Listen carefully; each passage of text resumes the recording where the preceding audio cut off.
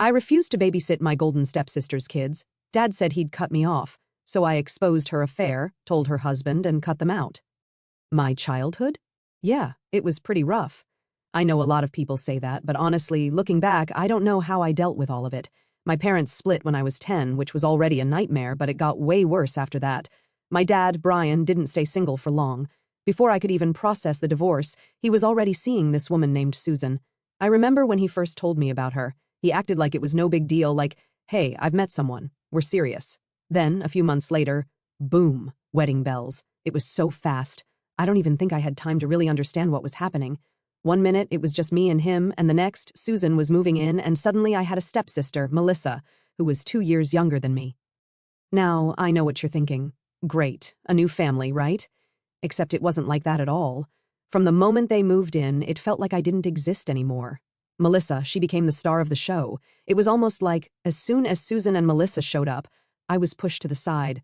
My dad treated Melissa like she was the greatest thing that ever happened to him, and trust me, she knew it. Melissa was the type of person who always got her way. If she wanted something, my dad would bend over backward to get it for her. New clothes, trips to the mall, special dinners. Meanwhile, I was lucky if I got a good job when I brought home straight A's. It was like I wasn't even there most of the time. One time, I remember I asked my dad if we could go to this amusement park I loved. We hadn't done anything together in a while, and I thought maybe it'd be a good way to bond, you know? He said, maybe, which I thought was promising. But guess what? That same weekend, he took Melissa to some fancy art exhibit because she suddenly decided she was into painting. It didn't matter that we had plans. If Melissa wanted something, that was the priority. It wasn't just the little things either. My whole teenage years were spent watching Melissa get everything handed to her while I had to fend for myself. I can't even count how many times I asked my dad for help with something, only to hear, ask Susan, or, why can't you be more like Melissa? That last one really stung. And it wasn't just my dad. Susan was just as bad. She acted like Melissa was some sort of perfect angel who could do no wrong. Meanwhile, I couldn't catch a break. If I did anything slightly wrong, like getting home late from school or leaving my room messy, Susan would act like it was the end of the world. But if Melissa did the same thing, no big deal. Oh, she's just expressing herself, Susan would say. It was so frustrating. The favoritism was real and everyone knew it. I'd hear my friends say stuff like, wow, your stepsister really gets everything, huh? Yeah, no kidding. I was living it. But what really sucked was that no one in my family seemed to care. My dad would just shrug it off whenever I tried to bring it up, and Susan would just give me some fake smile and say, we're all family here. Sure didn't feel like family to me. By the time I turned 16, I was pretty much done with all of it. Melissa had fully cemented herself as the golden child, and I had come to accept that nothing I did was ever going to change that. I still tried, though. I tried talking to my dad about how I felt like I was being ignored. I remember sitting him down one night and telling him how much it hurt to see him always choosing Melissa over me. His response? He looked at me like I was being overdramatic and said, Melissa's had a tough time adjusting, Rachel. You need to be more patient. More patient? I'd been patient for 6 years, watching as my dad bent over backward for her while I was left to fend for myself. I just wanted him to understand how much it hurt, but he wasn't hearing it. So, I started distancing myself. I figured if I wasn't going to get attention from my dad, I might as well stop trying. I focused on school, kept my head down, and made my own plans. By the time I graduated high school, I was ready to get out of there. College was my escape. I moved out at 18, and honestly, I was just relieved to get away from that house. It felt like a fresh start. I could finally live my life without constantly being compared to Melissa or feeling like I didn't matter. I went to school, got my degree in graphic design, and landed a pretty good job in the same city. I didn't go back home much, just for holidays, and even then, I kept things short. Melissa and I didn't talk, and I was okay with that. We weren't close, and I didn't see the point in pretending like we were. But then, a few months ago, everything started to change again. Melissa and her husband, Ben, moved to my city. I didn't think much of it at first. I mean, yeah, it was a little weird that she was now living so close after years of basically no contact, but I figured, whatever. Our lives don't have to intersect just because we're in the same place. A couple of weeks after they settled in, Melissa called me up and asked for a favor. She wanted me to help them get familiar with the area, show them around, maybe help with the move. And since I'm not a total jerk, I agreed. I mean, I didn't want to, but I felt like it was the right thing to do. So, I took a few days and showed them around, took them to some good neighborhoods, pointed out places they might like for groceries, schools, and all that stuff. It was fine. Awkward, but fine. After that, I thought I was done, like, okay, I've helped, now we can go back to our own lives. Nope. About a week later, Melissa started texting me, asking for help with the kids. At first, it was small stuff. Hey, can you watch Olivia for an hour while I run to the store? Or can you take Max for a bit so I can unpack? Stuff like that. I figured, okay, it's just temporary while they get settled, so I said yes. Then it started happening more. It went from once or twice a week to almost every day, and it wasn't just an hour here and there. She'd drop the kids off at my place for hours, and then I'd be stuck entertaining them while she was out doing who knows what. Now, don't get me wrong, I love Olivia and Max. They're sweet kids. But I'm not exactly a kid person, and honestly, I'm not that great with kids. I never wanted to be someone's personal babysitter, you know?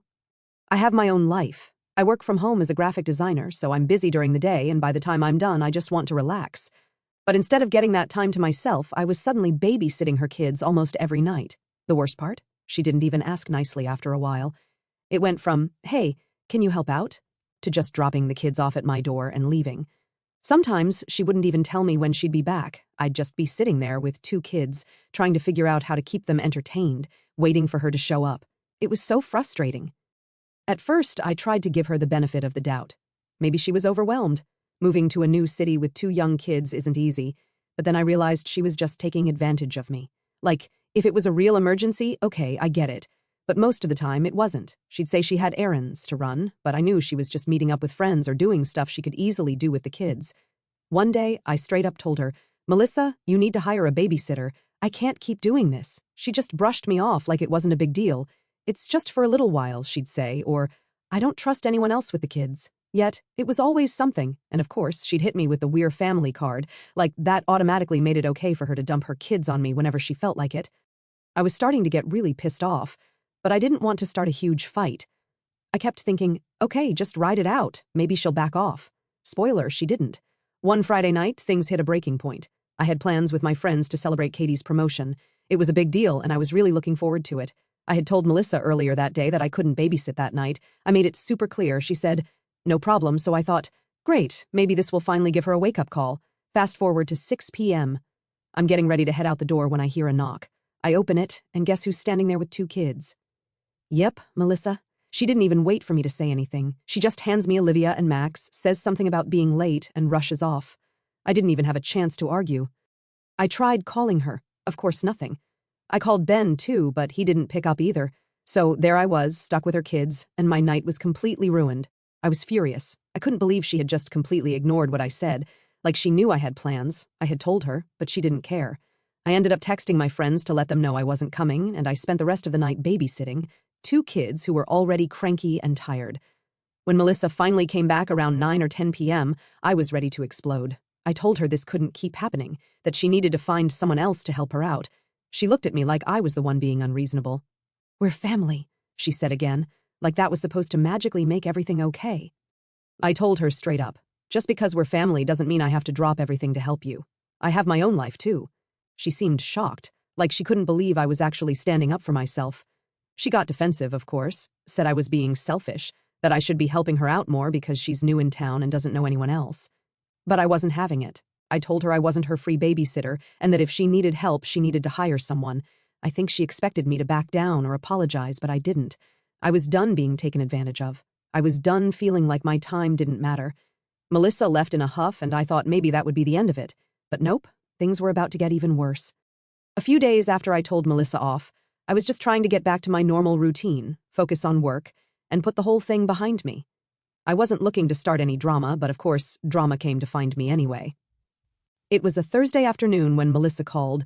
She didn't even start with hello. Instead, she jumped straight to, I can't believe how selfish you're being. Just like that, I didn't even get a chance to say anything before she started going off about how she needed me to help with the kids and how she was going through a rough time.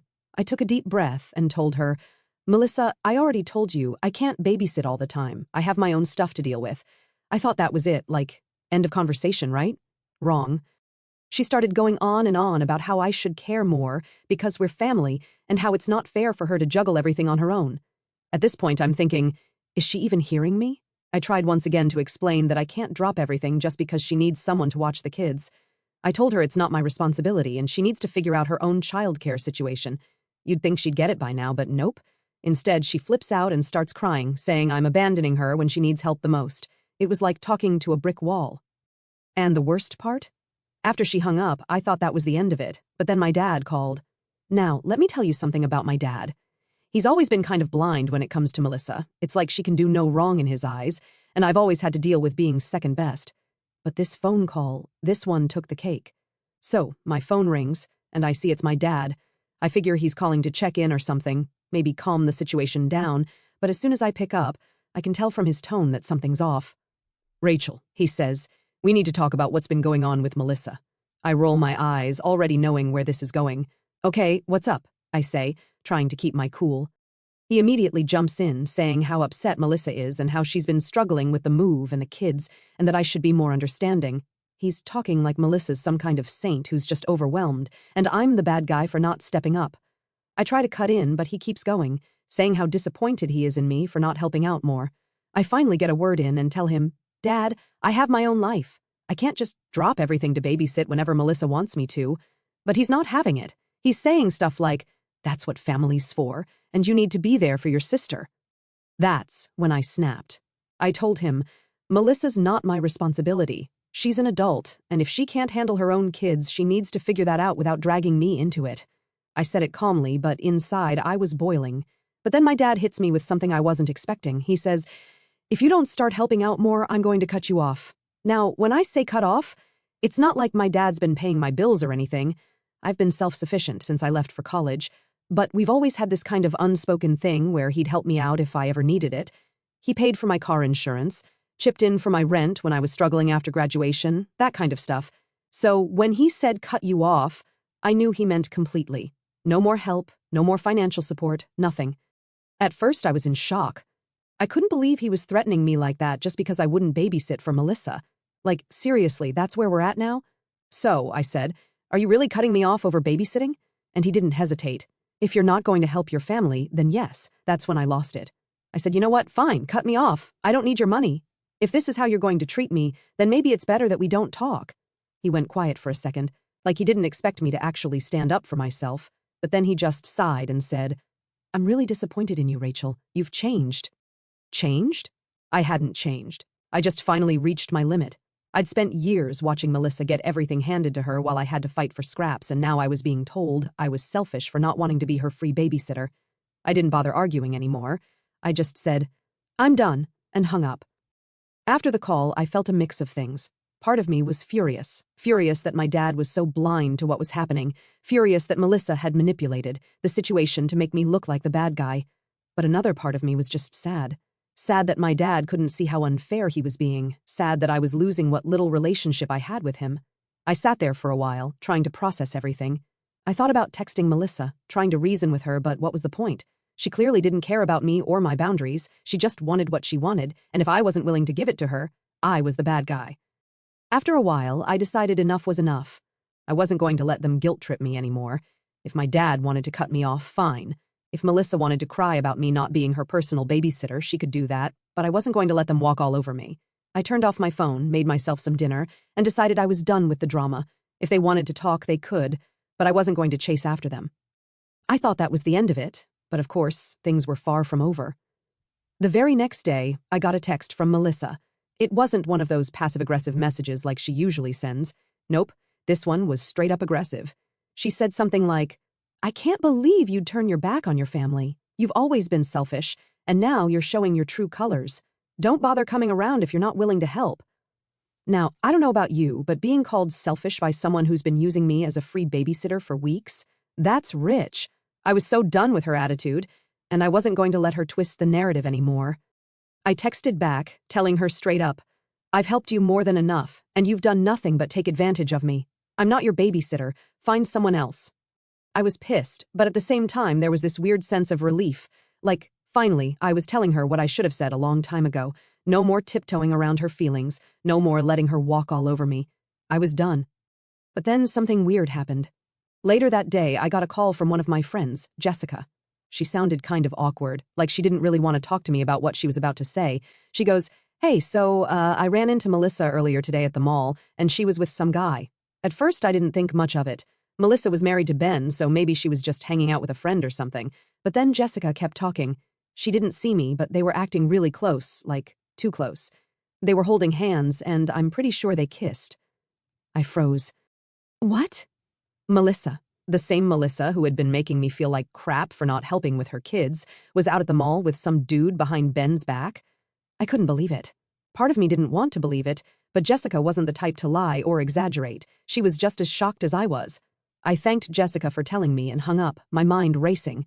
I started replaying everything in my head, the sudden need for me to babysit all the time, the random errands she always had to run. It all started to click. She wasn't overwhelmed or struggling with being a mom. She was using me to watch her kids so she could sneak around with this guy. The more I thought about it, the angrier I got. Here I was, feeling guilty for not helping her, feeling like maybe I was in the wrong and the whole time she was just using me so she could cheat on her husband. I couldn't let this go. Ben was a good guy, and he didn't deserve to be treated like that. I wasn't about to sit back and let her get away with it. So, I made a decision. I was going to expose her. The next time Melissa called, asking me to babysit, I agreed. I wanted to catch her in the act, and this seemed like the perfect opportunity. She dropped off Olivia and Max like usual, and I pretended everything was fine. But instead of staying home with the kids, I packed them up in my car and took them to Jessica's place. I knew they'd be safe there for a bit.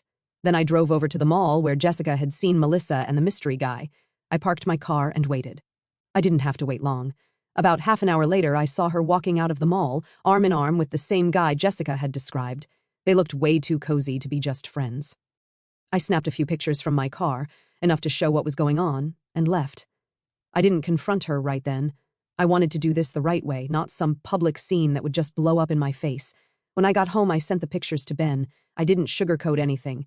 I told him what I had found out, how Melissa had been using me to babysit so she could run around with this guy behind his back. It was probably one of the hardest texts I've ever had to send because I knew it was going to destroy him. But he deserved to know the truth. Ben didn't respond right away. I wasn't expecting him to. I couldn't even imagine what he was going through at that moment. I just hoped he didn't try to brush it off or make excuses for her. He was a good guy, and he didn't deserve to be treated like that. A couple of hours later, I finally got a reply. Ben thanked me for telling him. He said he was devastated but also kind of suspected something was going on. He told me he was going to confront her that night and, oh man, did he confront her. The next morning, I woke up to a flood of texts from Melissa. She was furious. She accused me of ruining her life and sticking my nose where it didn't belong. She tried to twist everything, saying I was just bitter and jealous and that I wanted to tear her family apart. It was wild, like somehow I was the bad guy for telling the truth. I didn't even bother replying. There was nothing left to say. I knew what I did was the right thing, and no amount of guilt-tripping from Melissa was going to change that. Later that day, I got another text from my dad. He wasn't happy either. Apparently, Melissa had run to him, crying about how I had betrayed her and how I was trying to ruin her marriage. And of course, my dad took her side because why wouldn't he? He sent me this long text about how disappointed he was in me, how I should have stayed out of it, and how I wasn't acting like part of the family. That's when I realized there was no fixing this. My dad was never going to see things from my side. He was too far gone when it came to Melissa. I'd always be the selfish one in his eyes, no matter what I did. So, I texted him back, short and simple. I said, "If you can't see that I did the right thing, then maybe it's better we don't talk." And that was it. I cut him off. I cut Melissa off. I was done. Updata.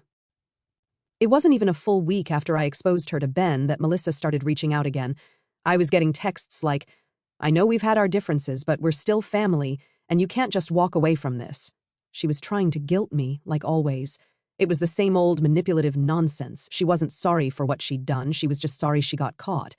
At first I ignored it. I mean, what else was I supposed to do? I wasn't about to engage with someone who had used me and then turned the whole situation around to make me look like the bad guy. But she didn't let up. The texts kept coming, and then the calls started. She'd leave these long, rambling voicemails about how I'd destroyed her marriage and how she didn't know what to do without me. It was all so fake.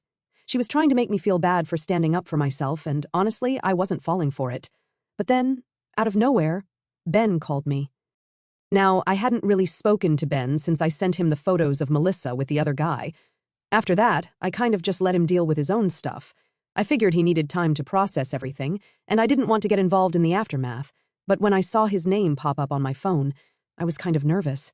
I wasn't sure if he was calling to thank me or if he was going to lash out. So, I picked up, and to my surprise, Ben was actually calm, like really calm. He said, "Hey, I just wanted to say thank you." I was kind of thrown off. I didn't know what to expect, but thank you wasn't high on the list. He went on to explain that after I told him about Melissa's affair, he had confronted her and everything came out. Melissa tried to lie at first, but when he showed her the photos, she couldn't keep up the act anymore. They had a huge fight, obviously, and she admitted to the whole thing. Ben told me he was filing for divorce, and honestly, it was a long time coming. I didn't know what to say. I felt bad for him, but at the same time, I was glad he was finally standing up for himself, too. He deserved better than what Melissa had put him through. Ben told me that he was planning to move out of the city, take the kids, and start fresh somewhere else. He didn't want them to be around all the drama, and he didn't trust Melissa to put their needs first. I didn't blame him. After everything she'd done, it was clear she only cared about herself. We talked for a bit longer, and then he said something that stuck with me. "You did the right thing, Rachel. Don't let anyone make you feel otherwise." And honestly, that's exactly what I needed to hear. For so long, I had been doubting myself, wondering if I was the problem, if I was being too harsh. But hearing Ben say that, hearing him thank me for exposing the truth, made me realize I wasn't the villain in this story. I was just someone who had finally had enough. After I hung up with Ben, I felt lighter, like I could finally breathe again. But of course, things weren't completely over. Melissa wasn't done yet. She kept trying to reach out, sending texts, leaving voicemails.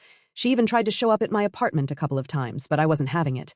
I blocked her number and told the building manager not to let her in. I was done with the drama, and I wasn't going to let her guilt me into coming back into her mess. The final straw, though, was when my dad tried to get involved again. I hadn't spoken to him since our last argument, but one night, out of the blue, he called me. I didn't answer, but he left a voicemail. In it, he sounded, well, desperate, honestly. He was going on about how family is everything and how he didn't want to lose me. He kept saying how Melissa was going through a rough time and how I should try to be more understanding. I listened to that voicemail, and something just clicked for me.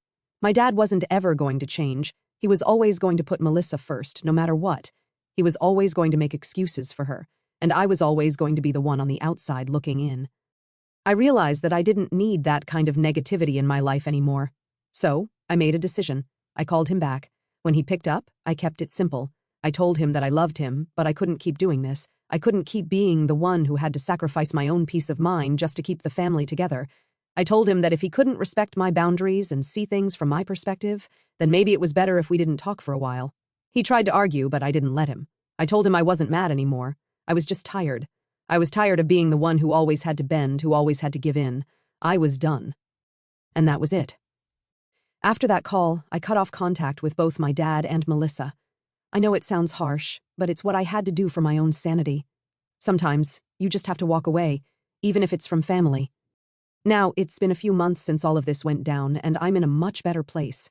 I've got my peace back, I've got my life back. I'm no longer dealing with the constant drama, the manipulation, the guilt trips.